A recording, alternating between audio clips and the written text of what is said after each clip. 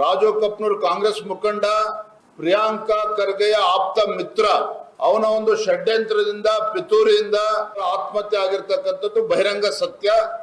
ಆ death note ಅಲ್ಲೂ ಕೂಡ ಇವೆಲ್ಲವೂ ಕೂಡ ಉಲ್ಲೇಖ ಆಗಿದೆ. ಇಲ್ಲಿ ಎರಡು ಅಂಶಗಳನ್ನ ನಾವು ಗಮನಿಸಲೇಬೇಕಾಗಿರ್ತಕ್ಕಂಥ ವಿಚಾರ. ಒಂದು, ಕಾಂಗ್ರೆಸ್ಸಿನ ಒಬ್ಬ ಪುಡಾರಿಯಿಂದ ಇವತ್ತೇನು ಆ ಕಾಂಟ್ರಾಕ್ಟರ್ ಆತ್ಮಹತ್ಯೆ ಮಾಡ್ಕೊಂಡಿದ್ದಾರೆ.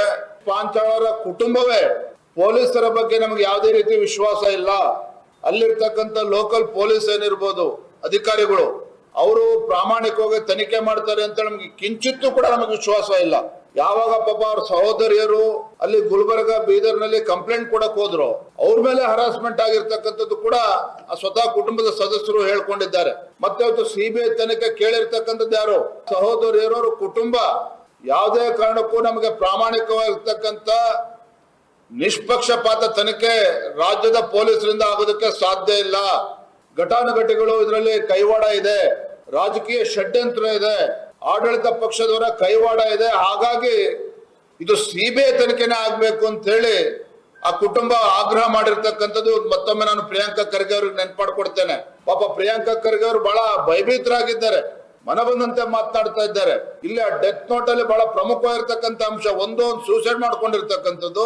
ಮತ್ತೊಂದು ಕಡೆ ಮಹಾರಾಷ್ಟ್ರ, ನೆರೆ ರಾಜ್ಯ ಮಹಾರಾಷ್ಟ್ರದ ಸೊಲ್ಲಾಪುರದಿಂದ ಸುಪಾರಿ ಕಿಲ್ಲರ್ಸ್ ಗಳನ್ನ ಅಂದ್ರೆ ಹಣ ಕೊಟ್ಟು ಕೊಲೆ ಮಾಡ್ತಕ್ಕಂಥ ವ್ಯಕ್ತಿಗಳೇನಿದ್ದಾರೆ ಅಂತ ಒಂದು ಚಟುವಟಿಕೆಗೂ ಕೂಡ ಕುಮ್ಮಕ್ಕು ನೀಡಿದ್ದಾರೆ.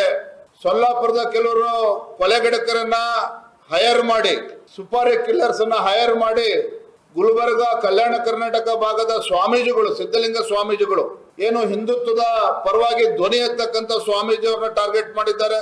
ನಮ್ಮ ಗುಲ್ಬರ್ಗ ಗ್ರಾಮೀಣದ ಶಾಸಕ ಆಗಿರ್ತಕ್ಕಂಥ ಬಸವರಾಜ್ ಮತ್ತಿಮೋಡ್ 2ನೇ ಬಾರಿಗೆ ಶಾಸಕರಿಗೆ ಆಯ್ಕೆ ಆಗಿದ್ದಾರೆ. ಅವರ ಹತ್ಯೆಯನ್ನು ಕೂಡ ಮಾಡಬೇಕು ಅಂತೇಳಿ ಟಾರ್ಗೆಟ್ ಮಾಡಿದ್ದಾರೆ. ನಮ್ಮ ಪಕ್ಷದ ಅಧ್ಯಕ್ಷ ಚಂದು ಪಾಟೀಲ್ ಅವರು ಹತ್ಯೆ ಮಾಡಬೇಕು ಅಂತೇಳಿ ಟಾರ್ಗೆಟ್ ಮಾಡಿದ್ದಾರೆ. ಇದು ಯಾರು ಮಾಡೋದಕ್ಕೆ ಸಾಧ್ಯ? ಯಾರಿಗೆ ಆ ಜಿಲ್ಲೆನಲ್ಲಿ ರಾಜಕೀಯ ಹಿತಾಸಕ್ತಿ ಇದೆಯೋ, ಯಾರಿಗೆ ಗುಲ್ಬರ್ಗ, ಬೀದರ್ ಜಿಲ್ಲೆನಲ್ಲಿ ವಿರೋಧ ಪಕ್ಷದವರು ಬೆಳೆದ್ರೆ ಇವರ ರಾಜಕೀಯ ಬೆಳೆ ಬೇಯಿಸ್ಕೊಳ್ಳೋದಕ್ಕೆ ಸಾಧ್ಯ ಇಲ್ವೋ ಅಂತವ್ರು ಇದರಿಂದ ಇದ್ದಾರೆ ಅನ್ನುವ ಗುಮಾನಿ ಸ್ಪಷ್ಟವಾಗಿ ಗೋಚರ ಆಗ್ತಾ ಇದೆ.